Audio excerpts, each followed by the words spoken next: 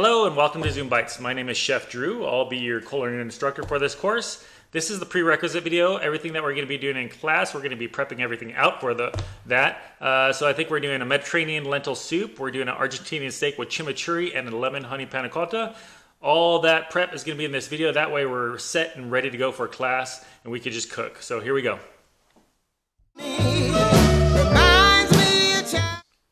So we're going to teach you proper way of cutting vegetables, right? Starting with onion, going on to garlic, the proper French technique, how to make the perfect dice. That way everything cooks evenly.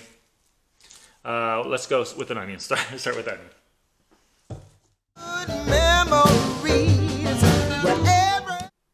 Okay, starting with the onion. It is round, right? So we want to make everything stable. This is definitely not stable. That's the most important thing when cutting.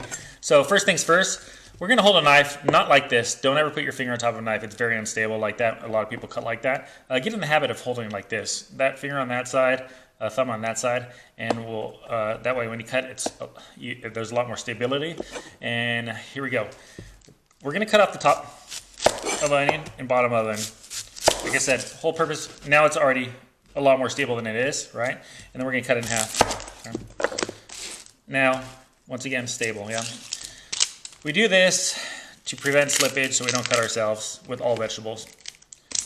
Take off the top two layers of this onion, right? Inedible.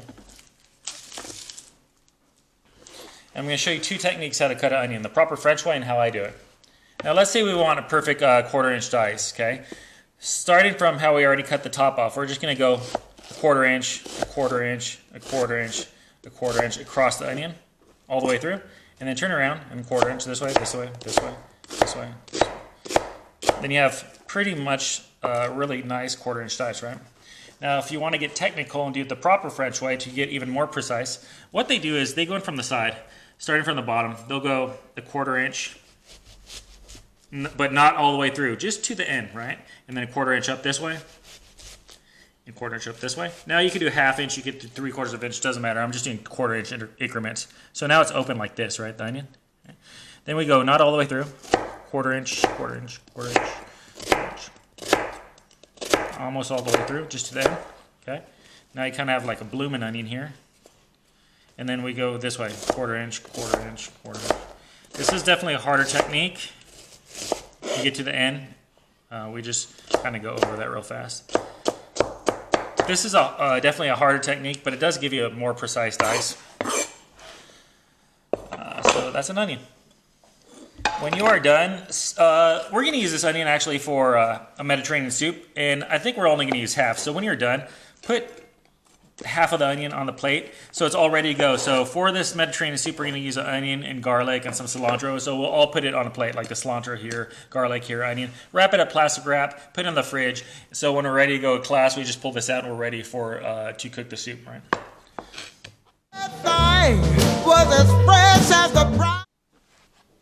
On to garlic. Garlic is really easy to deal with. We want to get all the cloves out. Easiest way is get an old kitchen towel and put it in like this. Cover it right there. Hit it. Okay. Just pound it, and you'll feel it break apart, right? So when we open it, by the magic of television, all these cloves come out like this. See, watch, they're all detached. I'll put them all right here so you can see that. So it's super simple, right? And this is just all the leftover trash. Get rid of the trash, and then we'll clean it up from there. Now garlic has like a root end. Watch there and there, right? We're gonna cut off that. We cut off the root end. This is how we clean garlic, right? That's it. Cut off the root end. Now we're just gonna peel it back, right, like an onion. I think peeling is the hardest part for me. I could cut anything, but I'm the worst at peeling. If you have a garlic press, just put these through a garlic press. Otherwise, I'm going to show you an easy way to mince them real fast. We don't just start slicing it if we want to mince it because the knife's so sharp that it'll take forever to mince. What we want to do is take the flat end of a knife and put it right on top of the garlic clove, right? Okay. And hit it with your hand. Crush it. Okay. There, it's crushed. Almost already minced, right? And we just go over it real fast.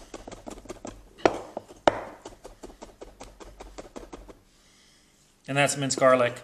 If you like big chunks, you don't need to mince it that fine. If you like small chunks, mince it fine. We're going to use a whole garlic clove. I think we'll use half for the chimichurri and half for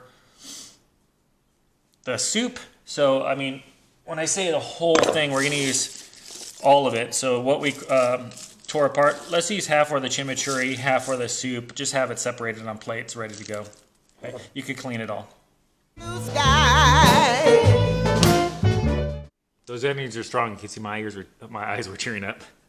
Onto tomatoes. This is still for the Mediterranean soup. So onto tomatoes. How to dice a tomato. Easiest way to dice a tomato. Stem side down. Okay. I'd get a serrated knife, like a bread knife, right, with a serrated edge. And once again, we're going to do quarter dice. So we're just going to start going across, but not all the way through. We're going to go all the way to the bottom without going through. Quarter inch, quarter inch, quarter inch, right?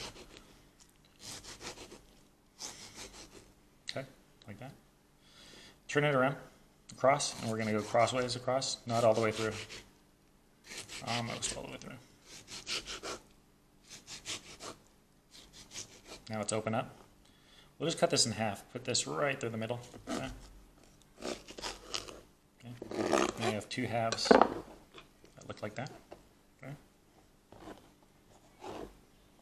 Like that. And we're just going to go stem size on this side, so we'll go the other way. Quarter inch, quarter inch, quarter inch, quarter inch, quarter inch. Okay. Get to the end. You have this to deal with. You could just cut little quarter inch squares. That way there's no waste, right? We don't like wasting food. Okay.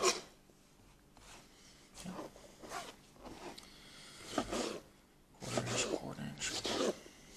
And that's how you deal with the tomato. Now and then. Dealing with cilantro. Cilantro or parsley, it's basically the same thing. I'm going to take my knife and just hold it by the stems. Look, all the stems are down here. I'm just going to take my knife and kind of brush it with my knife. Now, it's not perfect, but it gets the majority of the leaves off, right? I mean, the stems off, right? And so we're not picking one by one by one by one. It looks kind of like that, yeah, see? And then we can just go through, and there's a couple more stems, and just go through real fast. And once we get to this point, finish taking off the big stems. By the way, stems are flavor. They use them a lot in like Thai cuisine and Chinese cuisine, so... but we don't like them too much, but they do add a lot of flavor to the dish. Okay, that's it. That's how you clean cilantro. Super easy, right? Okay, and then we're going to just go chop it, rough chop. Once again, this goes with our soup. I give you half a bunch of cilantro. You can use it all. If you don't like cilantro, don't use any of it. Okay. We'll put it again on our plate, our little soup plate. And this is how our plate looks with everything on it. Move it over more so you can see it, and then we'll just plastic wrap it so it's all ready to go for the soup.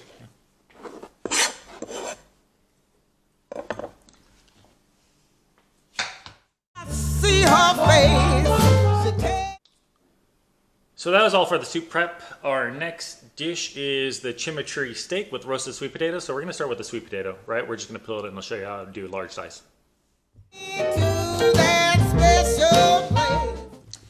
Sweet potato, we're just going to take a normal peeler, peel it like a regular potato, okay?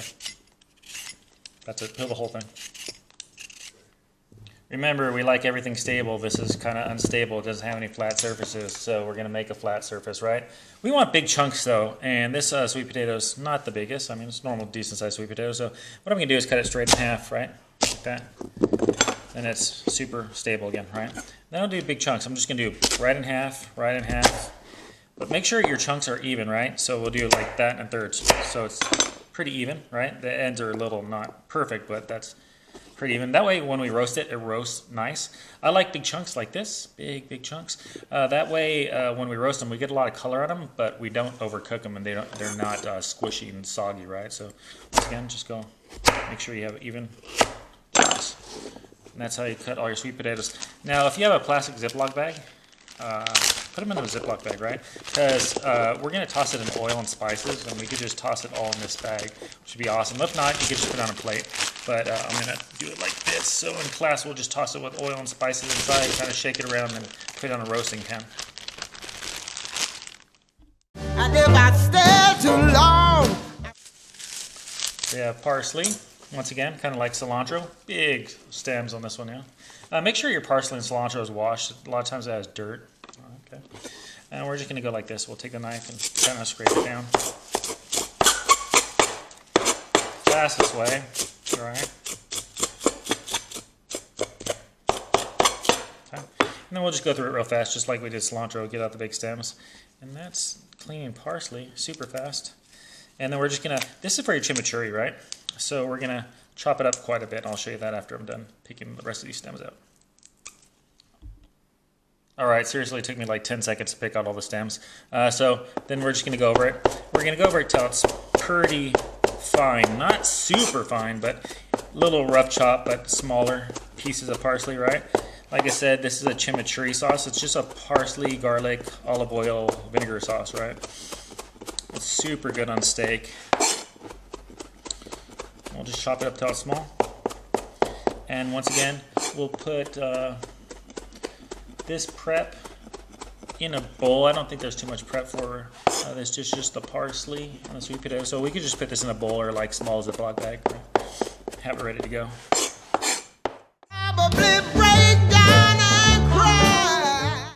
So the parsley we're just mince up. I've been mincing it like this till it's small like this. We're going to turn this into a chimichurri actually right now. So remember I told you clean a whole bulb of garlic. Well, we'll take half that bulb and we're going to start mixing it with this and we'll make a chimichurri sauce. That way it sits overnight and it's ready to go for your steak. This is the only thing we're going to fully do in this class. The other stuff we're going to do a la minute, so we're going to actually cook it. But this sits better overnight. Oh, and your dessert. We're not doing the dessert live, okay? So sit overnight, it'll have more flavor. Also give you some oregano. We're going to put this in the chimichurri. I think 2 sprigs. And I actually use 2 cloves of garlic for the chimichurri. I'll put the recipe in the like little notes. But use 2 sprigs. We'll chop it up real fine. And then we'll get all our chimichurri ingredients together and then mix them and show you. So oregano, just keep on chopping down, it's fine. And then we'll get together all our ingredients. So this is the chopped parsley. In a little bag I gave you some red chili pepper or flake. Here's some chopped garlic. That's only 2 cloves. I gave you a thing of red wine vinegar and olive oil. And we'll mix this oregano and the parsley. And then we'll just mix it all up in a bowl. So we're just going to mix everything in the bowl. If you like it really spicy, you can use all the chili flake. If you don't like spice, don't use any of it, right? Use that chili flake. See some garlic. Oregano and parsley mixture. Right. Most important thing with this is salt. We'll add a little salt right now. And then if it's not salty enough, well, it's more salt later, but I have kosher salt right here. So I'm just going to add a little kosher salt. Salt brings out the flavor and everything, so don't be afraid. Go light up first, and you always get out more later.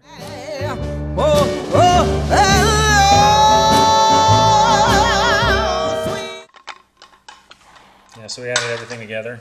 Olive oil, vinegar mixture, parsley, oregano, chili flake. Try a little bit. Like I said, if it needs more salt, add more salt. Let it sit overnight. It's going to be gorgeous. Okay.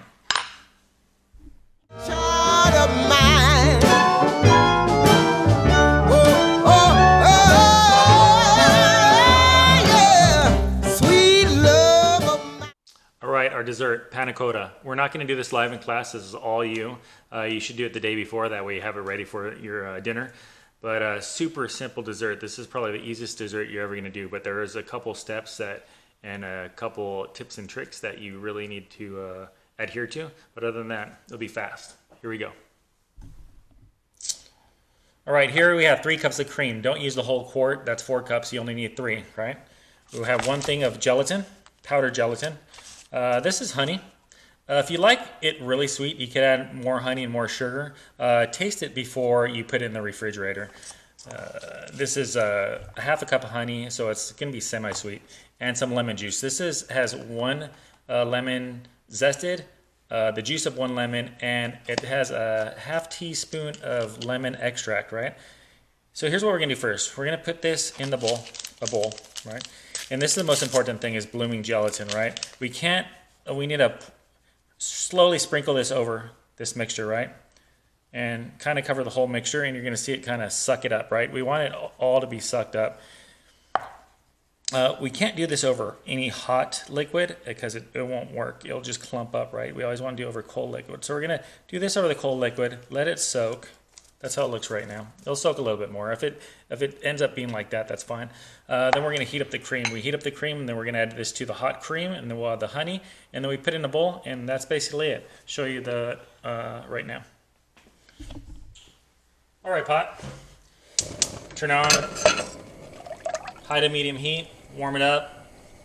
When it's warm, too hot, you don't want it to bubble. You don't need it to bubble or even simmer. You just want to get it nice and really hot, where it's hot to the touch. Then we're going to add in the gelatin.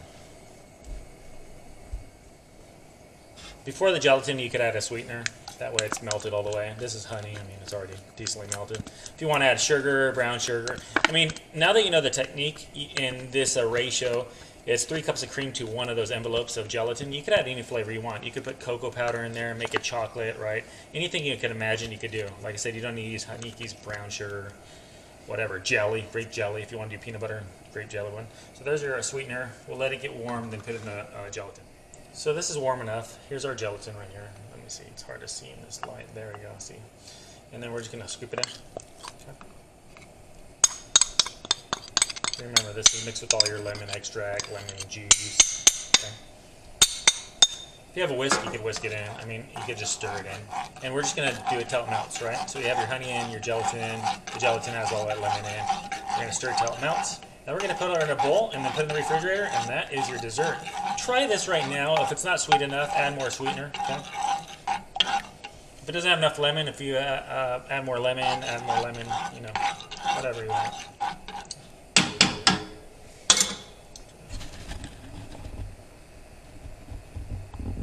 See better.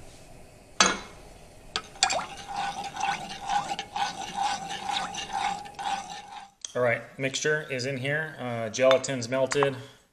Look, you could pour it in a bowl. You could pour it in a cup. You could pour it in anything you could imagine, right? Then all we do is put this in the refrigerator. You can pound out the bubbles like that. But put this in the refrigerator and let it sit overnight till it's set, and you have perfect panna cotta. Easy, easy peasy.